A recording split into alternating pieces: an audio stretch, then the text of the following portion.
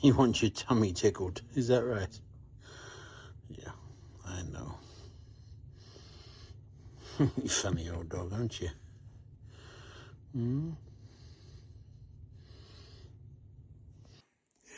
Getting back on with the baseboard, one of the things that has struck me is how small it is. Look, it's about just over my hand span, and a couple of feet long. So it really isn't heavy and clunky at all. So tonight, I'm just going to see if I can get the frame marked around it. I've got a couple of hooks on order. I've used them before. What you do is you put a hook on the wall and drill a hole in the bottom of the board and it just sits on it. Minimalist. We'll see if it works. But I still need to get a frame around the edge of the board, avoiding where the points are. So we're something like in place. Clearly at this end, it's very, very iffy about where the lines come off. Of course, this curve sort of kind of points at it. This one's a little bit more difficult to find. The other end is more, it is here and you aren't moving. So what I'm going to do is just quickly mark where these are very roughly. Of course, that's not set in any kind of stone.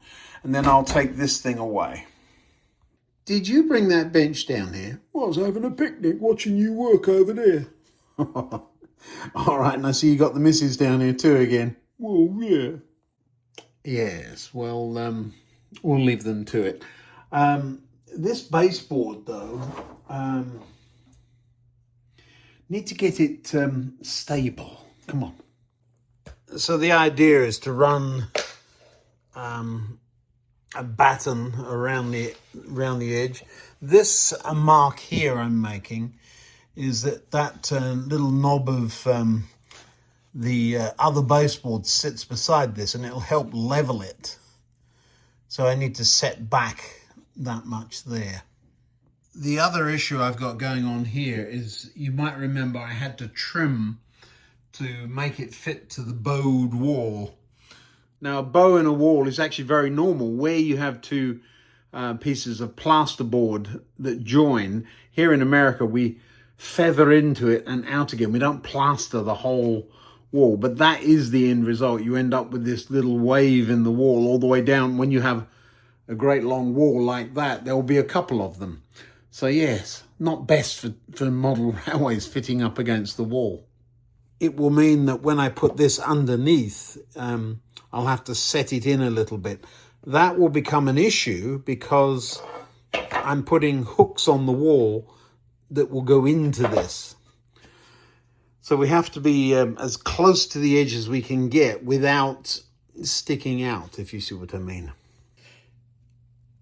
So yes, I'm down here trimming ends off of the wood. That's the cut I've just made with the buzzie saw. That's what was there. So yeah, it cuts very square. I do have a set square there. I am using a tape measure to get approximate lengths, and I have a pencil, keeping Nunu very busy. So why am I doing that with all the points more or less in place, and why am I not turning it over? Well, let me show you. You really do end up with some very funny angles when you've got curves. But the reason I'm doing it this way is to avoid, so that I can see to avoid the points. Because once these battens are in place, the point motors have got to fit in around them. So if anything, I'm moving the battens around so that I'm leaving space for those point motors. There's 5 of them to go down the middle of that board. So there'll be quite a bit of wiring on the underside there. Now, it would be nice to have something at the front of the board to give it a bit of something to attach to.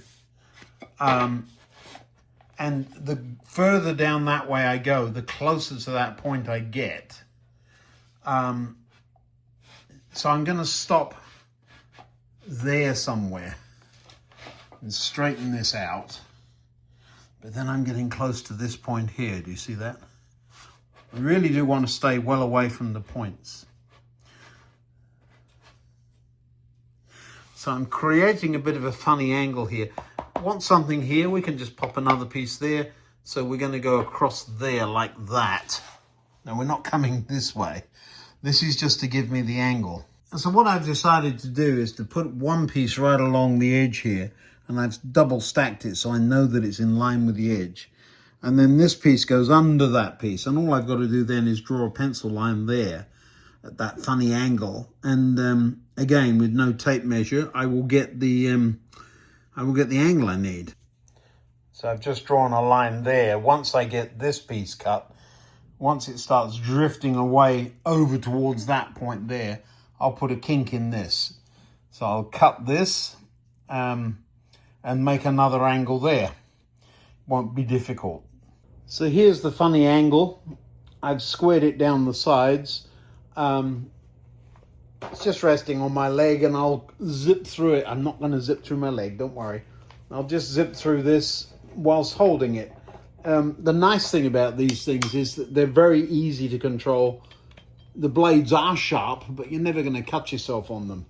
If you do, it's a nasty cut because it wears the skin away. But I've only once, I cut a knuckle one time with it.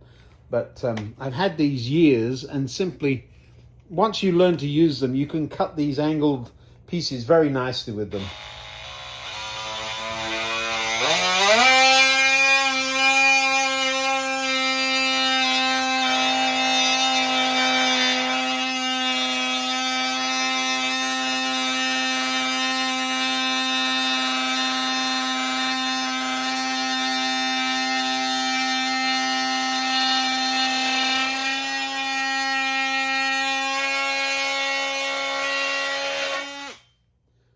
There we go. The blade does get hot, so move it away, and I'm immediately going to get Nunu to work. Come on, you.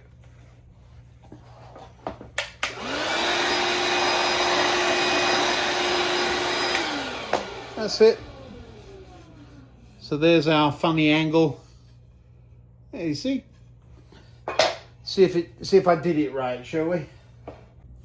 There we go. So it fits like a glove. So for these kind of jobs, Buzzie saw again to the rescue. It comes very close to the edge here, which I like. And then we'll cut it here and turn the... we've got to work out the angle, but we'll cut it and turn that piece over, and it will go back together nicely. How's he going to do this? Well, he's cheating. It's a roofer's angle, and you just whack the corner in, move it, and mark it. It's easy. Got to put the other end on though first. There we are. That's the line I want.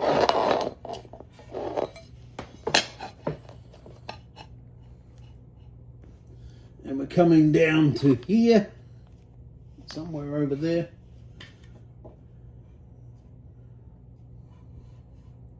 Like that, so there. Good, that's it.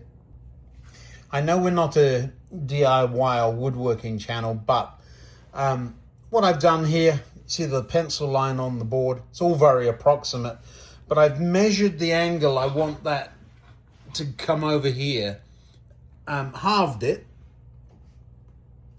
made that the angle there, cut it. Now I haven't tried this, but should be able to just turn that over and it will leave a gap. You see the gap now?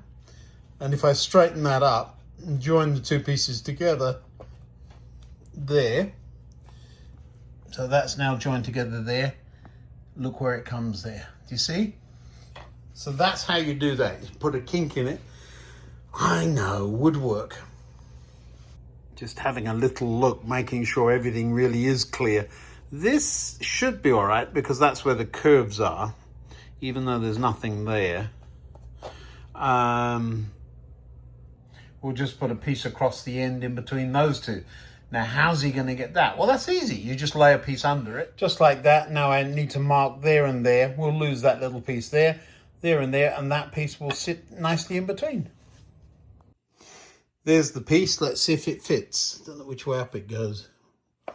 Ooh, big gaps.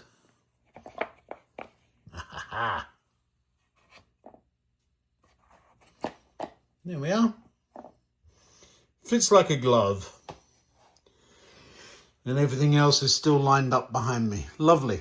So now, just want to put the track really where it's going to go. And then we'll just lift the board up, put it on top and glue everything in place. Something like that. So the end of this point will actually be on top of wood underneath. That's fine. It's nearing the edge of the board.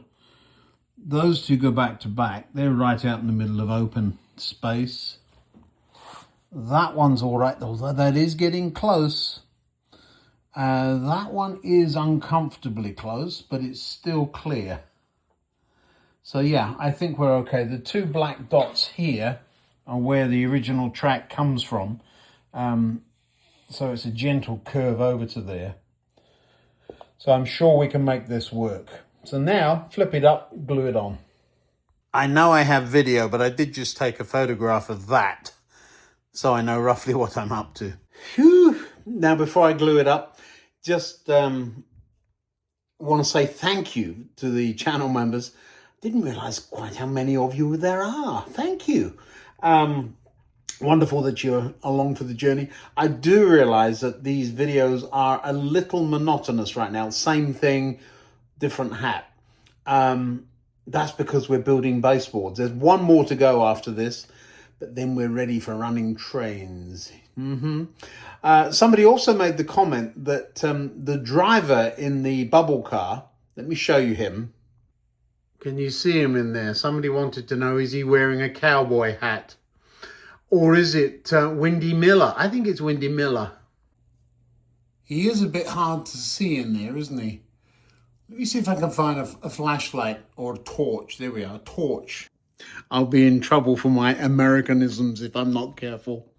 A part of the Americanism thing, just in my own defense, is when I'm working with people and I ask for a torch, they go, "What now?" And so I have to convert or translate, and then it sticks, and then I end up with an accent. But let's have a look at Windy Miller, shall we? Well, this is the amazing thing. I don't know how you're seeing him. I must have been cab lights in or something. His hat isn't quite Windy Miller's. It's not a cowboy hat, but it's close. It is close. Yeah, that's definitely not a cowboy hat. I can see how you would think of a Windy Miller, but even that it's a proper driver cap. He's got a red neckerchief as well, which helps with the Windy Miller outline. There are some interesting people in there. I think this might be Miss Marple there. Oh, hello. For those of you who have no idea what we're talking about, Windy Miller. That. Just Google it. Windy Miller. From Trumpton, wasn't he? Or was that Campbellwick Green? I don't know. But there was Pew Pew, Barney McGrew, Capeth Dibble and Grubb, in case you want to ride the fire truck. And Captain Flack. Look at the memories you're bringing back. I grew up on those people. Lovely characters.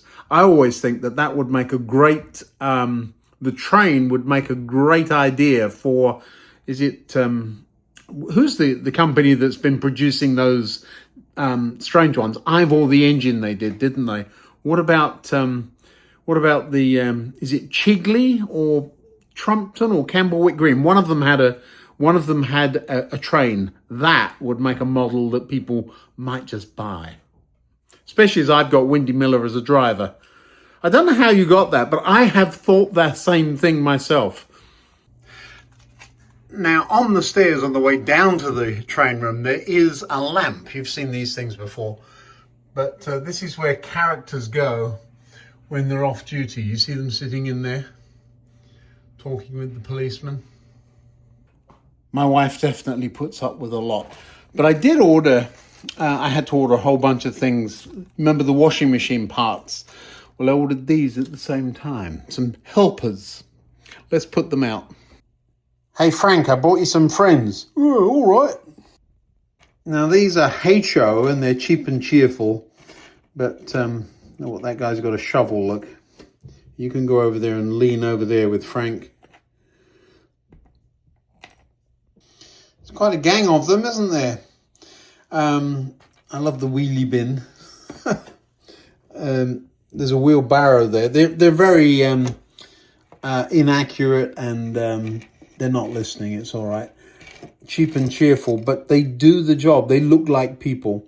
They need that one. Look at him. He's all brown. Looks like he's got a skin suit on. So I think with a little bit of work, they'll be fine. But for the price, they were very good. People in the background. There we are. Frankie got some friends. Yeah, I thought I'd bring them down here to help me. Well, they've got a ladder for you, look. Yeah, you'll need that to get on the roof of your van. All laid out, just need to flip it up the other way, find my drill, and put some screws into that with a little bit of glue. I'm not going to bore you with this. Same process as before. Just a bit of glue, pop it up, and then put some screws in. There'll be 1 or 2 bits sticking out of the end that will need trimming off. That's it for tonight. I'll see you in a day or two. You see, I know I've been working on that and not telling you about it. It's coming. It's coming. A couple of days and we'll have some news on that. All right, let's get on with this board.